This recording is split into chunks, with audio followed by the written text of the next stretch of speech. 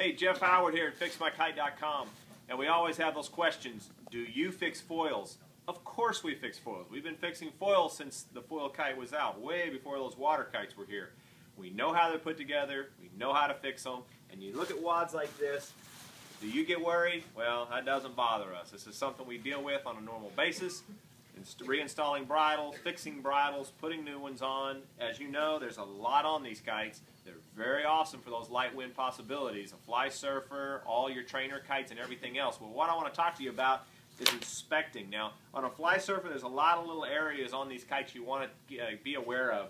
Internally, there's a ton of structuring inside that can actually blow out. If you slam one of these foils on their nose onto the water or the ground, a trainer kite or whatever it is, the pressures inside can explode pieces and the design of the foil internally. It's called the cell walls or the D ribs or the V ribs, as well as some other supporting type stuff. It's internally. You will never see and you'll never know that it's reducing the performance of your wing. So when you go into inspecting them, just a quick one, here's a trainer kite. If you're wondering why your trainer's not flying correctly and you're wondering after you hit the ground really hard if anything has exploded, a lot of them are sealed up foils and you can't get right into the opening. They're either screened or just very, very small in the opening.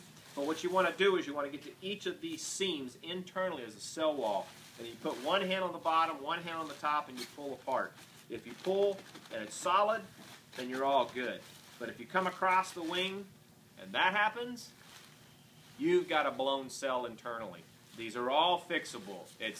Everything is fixable, obviously with price, but we get inside internally, restructure it, and guarantee that repair for the life of the kite. But this is what can happen to some of these foils. Now the bigger ones, when you go into inspecting these, a good rule of thumb, if you want to inspect your foil and see if there's any damage with it, lay it out, take a shop vac, reverse the flow of air, put it in one of these inlets, and let the kite inflate on the ground. You will see if there's any not smooth surface area, there's bubbling in the foil, you've got something blown inside of that. So it's really neat to do, and it's easy to do. Reverse the shop vac, put it inside of these things, and they'll inflate them up, and you can see a lot of things. So look around on bridles. A lot of these get either tangles or get little whip knots in them. So if they whip on the ground and something gets tangled and you're wondering, that's detuning that kite. You want to check those and look for small knots.